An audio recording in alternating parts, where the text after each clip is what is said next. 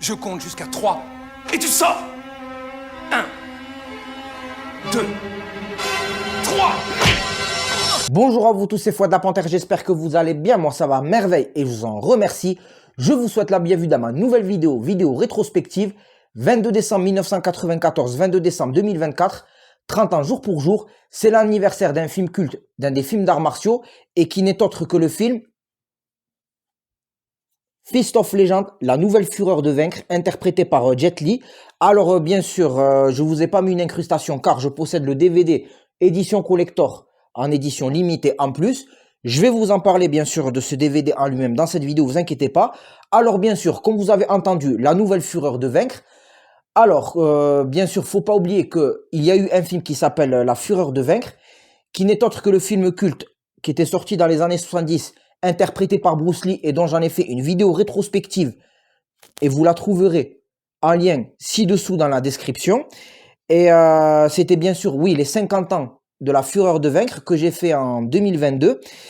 Et après ensuite, bien sûr, dans cette vidéo, je vais comparer le film de Fist of Legend et le film original, La fureur de vaincre.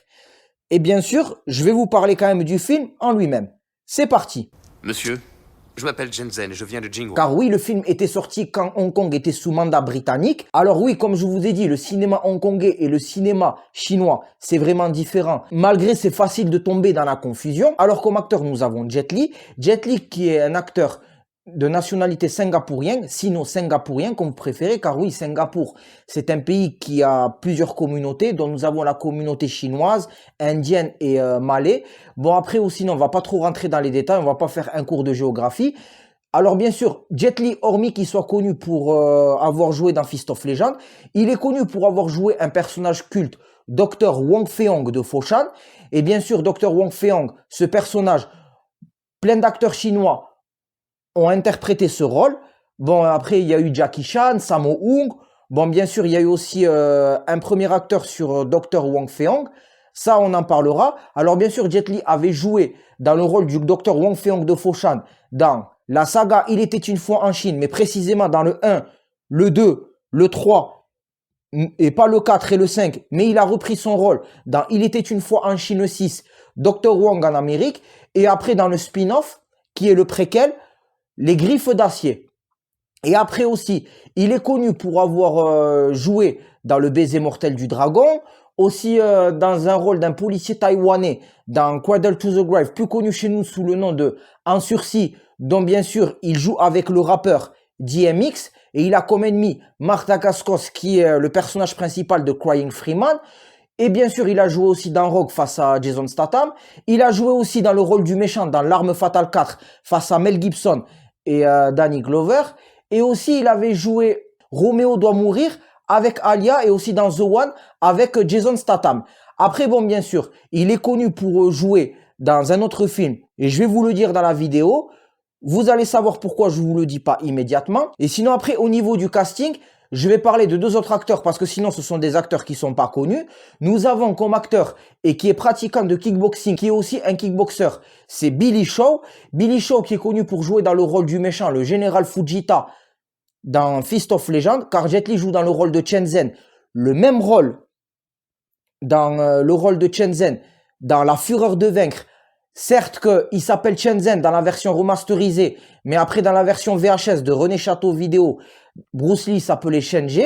Ils ont René Château Vidéo, la traduction, ont mal doublé et ont mal interprété les noms. Et après sinon, comme je vous ai dit, Billy Shaw, qui est connu pour avoir joué dans des films face à Sammo Hung, car oui, l'acteur Sammo Hung qui est connu pour Le Flic de Shanghai et qui a aussi coopéré avec Jackie Chan et tout. Et après ensuite, Billy Shaw, il est connu pour avoir joué aussi dans Il était une fois en Chine 4, mais il a joué que dans des films hongkongais. Et après, bien sûr, dans des films qui n'est pas trop connu. Et pourtant, c'est quand même un acteur très talentueux. Et ça lui valait bien dans le rôle du général Fujita, le général japonais, et ça lui valait bien le rôle du méchant. Général Fujita, monsieur le consul, tout va bien, tout va bien. Veuillez vous écarter. Et comme autre acteur, nous avons Shin Soo-ho, qui a déjà croisé la route de Jet Li dans le film Taichi Master. Alors, en ce qui concerne pour le film Taichi Master, eh bien, Shin Soo-ho, l'acteur, au début, il est le frère d'école d'art martial du personnage de Jet Li, mais après il devient le méchant principal. Mais tandis que dans le film, il joue dans le rôle du fils de Huo Yenja, qui est un maître connu et qui est un maître historique, qui est le personnage culte que nous voyons bien sûr dans le film Le Maître d'Armes. Et d'ailleurs, il ne faut pas oublier que le Maître d'Armes, le personnage qui interprète Huo Yenja, ce n'est autre que Jet Li. Voilà pourquoi je ne vous l'ai pas dit au moment de Jet Li. Au niveau du compositeur musical, et ça c'est important, le compositeur musical, ce n'est autre que le sino-canadien Joseph Koo.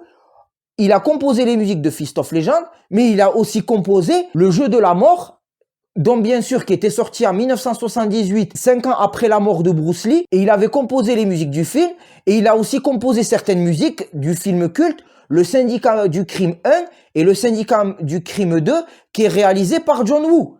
Et ça, c'est quelque chose qui ne passe pas inaperçu. Regarde qui est là. Shenzhen, Il est revenu. Shenzhen. Bienvenue. Alors maintenant, nous allons passer à la comparaison entre Fist of Legend et La Fureur de Vaincre. Alors beaucoup de gens ont tendance à dire que c'est un remake du film. Qu'est-ce qui est similaire et différent entre le film Fist of Legend et La Fureur de Vaincre? Alors nous allons commencer par les choses similaires. Alors au niveau de tout ce qui est similaire, alors c'est vrai que beaucoup de gens ont tendance à dire que c'est un remake. Alors nous avons le personnage Shenzhen, que ce soit La Fureur de Vaincre ou au film Fist of Legend, et bien sûr le personnage reste le même, Shenzhen, et qui n'est autre que l'élève de Huo Yuanjia. Et bien sûr aussi ça se passe à Shanghai, où bien sûr où la partie est annexée par à la fois les Britanniques et les Japonais, et c'est la guerre entre les Japonais et les Chinois. Qu'est-ce qui différencie aussi entre Fist of Legend et La Fureur de Vaincre? Eh bien, le fait que c'est une guerre entre les Chinois et les Japonais, il n'y a aucun sens de diplomatie. Car oui, l'école japonaise veut dévaster l'école de Jingwu. Mais tandis que dans Fist of Legend, ce n'est pas le cas. Il y a quand même un appel à la diplomatie des deux camps. Que ce soit au niveau de la police chinoise, au niveau de certains Chinois, et au niveau par exemple du maître Funakoshi du clan Kokoryu et du consul japonais. Alors c'est vrai que dans Fist of Legend et La Fureur de Vaincre, il y a de la trahison et du complot, mais c'est différent.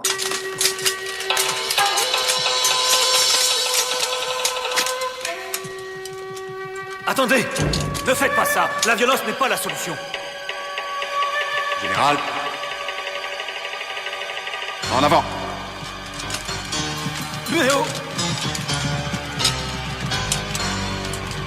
Bon, je vais m'arrêter là au niveau de la différence entre Fist of Legend et La Fureur de Vaincre, bien sûr niveau scénario.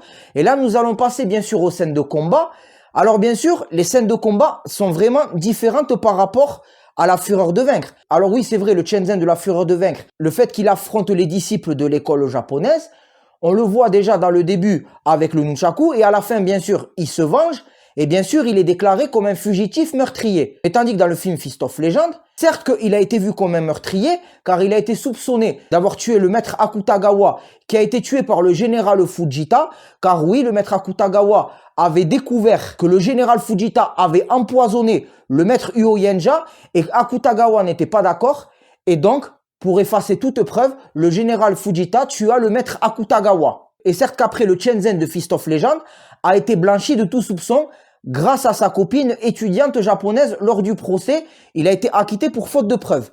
Après sinon, au niveau des scènes de combat, c'est vraiment différent. Parce que je tiens à rappeler que Bruce Lee pratique le Jeet Kune Do, mais tandis que Jet Li utilise son propre art martial. Donc, c'est vraiment original. Il y a beaucoup de choses qui sont originales dans Fist of Legend, il y a beaucoup de choses qui n'ont pas été prises dans La Fureur de Vaincre. Alors les personnes qui se sont permis de dire que c'est le remake de La Fureur de Vaincre, qui considèrent ça, moi je ne considère pas que c'est un remake. Je dirais plutôt que c'est une adaptation du personnage légendaire Shenzhen. Après, il y a eu aussi une autre série, bien sûr interprétée par Donnie Yen, dans les années 90, que malheureusement, on n'a pas eu le droit de voir ça en France. Alors si quelqu'un peut me le trouver, je peux même le regarder en version originale sous-titrée, ça me dérange pas. Dites-le moi à l'espace commentaire. Et bien sûr aussi, la série avait connu une suite, The Legend of the Fist, bien sûr, c'est la suite de la série, pas la suite de Fist of Legend du film avec Jet Li. Ensuite, bien sûr, j'avais oublié de préciser, à la fin dans La Fureur de Vaincre, le Shenzhen de Bruce Lee se fait tuer, car oui, il avait tué le maître Suzuki, les maîtres de l'école japonaise, tout ça et tout. Il a été vu comme un meurtrier, un hors-la-loi. Mais tandis que dans Fist of Legend, ce n'est pas le cas. Ils ont fait passer Shenzhen pour mort avec le corps du traître de l'école de Jingwu. Et Shenzhen se faisait passer pour mort et il s'est exilé. Et nous le voyons bien sûr ça à la fin du film. Et moi, après, j'ai trouvé que La Nouvelle Fureur de Vaincre, oui, c'est un film original. Ce n'est pas un remake. Après, on peut dire qu'il y a eu une sorte d'inspiration, mais c'est plutôt une nouvelle adaptation du personnage de Shenzhen et non un remake. Bien sûr, cela est mon avis personnel. Après, au niveau du box-office, le film a fait à peu près entre 14 millions et 15 millions de dollars hongkongais à Hong Kong, mais par contre en France, ça a été dans les alentours de 300 000 au box-office. Et c'est vraiment dommage, parce que moi, qu'est-ce que je dois dire mon avis sur le film de Jet Li, Fist of Legend? Eh bien, c'est un des meilleurs films d'arts martiaux de tous les temps, et un des meilleurs films de Jet Li. Parce que oui, certes, j'ai eu un coup de cœur pour The One, Rogue, En Sursis, L'Arme Fatale 4, Le Maître d'Armes, Roméo doit mourir, et bien sûr aussi Le Baiser Mortel du Dragon. Et bien, Fist of Legend, c'est un des meilleurs films d'arts martiaux de Jet Li. Et pour moi, ça restera le meilleur. C'est quand même un film culte. Et même pour les personnes qui veulent se le visionner. En plus, l'avantage dans cette édition collector, vous avez déjà de jolies illustrations et vous avez déjà en plus le DVD et avec les bonus. Et au niveau de la partie des bonus, on peut bénéficier aussi la comparaison entre La Fureur de Vaincre de Bruce Lee et Fist of Legend. Parce qu'après, oui, c'est vrai que La Fureur de Vaincre a connu une suite qui s'appelle La Nouvelle Fureur de Vaincre, dont le héros est Jackie Chan. Et bien sûr, nous avons l'actrice principale, Nora Miao, la combattante de Jingwu, qui est bien sûr, qui aime beaucoup Shenzhen, qui est bien sûr la sœur d'école de Shenzhen. Elle s'exile à Taïwan et bien sûr, le film n'a pas eu un succès. Mais ça, je dirais plutôt, certes, c'est La Nouvelle Fureur de Vaincre, mais pour moi, ce n'est pas un remake, c'est plutôt original. Parce que car oui, dans La Fureur de Vaincre avec Bruce Lee, Huo Yanjia n'a pas de fils, mais tandis que là, il a son fils, qui est Huo Tingen. Et bien sûr, Huo Tingen qui devient le maître d'école malgré la supériorité en art martial de Shenzhen. Et on voit quand même, dans le film, déjà, il y a de la diplomatie, du complotisme, voilà, de la trahison, et qui n'est pas trop le cas dans La Fureur de Vaincre avec Bruce Lee. Alors, bien sûr, si vous voulez vous procurer ce film, eh bien, il coûte pas cher. Vous pouvez l'avoir entre 2 et 5 euros dans des sites de revendeurs sur Vinted ou Le Bon Coin. Et il y a de quoi vraiment avoir un coup de cœur. Déjà en plus, les scènes de combat sont différentes. Le Shenzhen dans La Nouvelle Fureur de Vaincre, il obtient quand même des difficultés à battre le méchant, le général Fujita. Mais tandis qu'avec Bruce Lee, je vais pas dire que c'était facile, mais quand il a combattu le combattant russe, il a eu moins de difficultés à battre le combattant russe et le maître Suzuki de l'école japonaise que contrairement au Shenzhen, la façon comment il affronte le général Fujita. Et ça, bien sûr, ça passe pas inaperçu.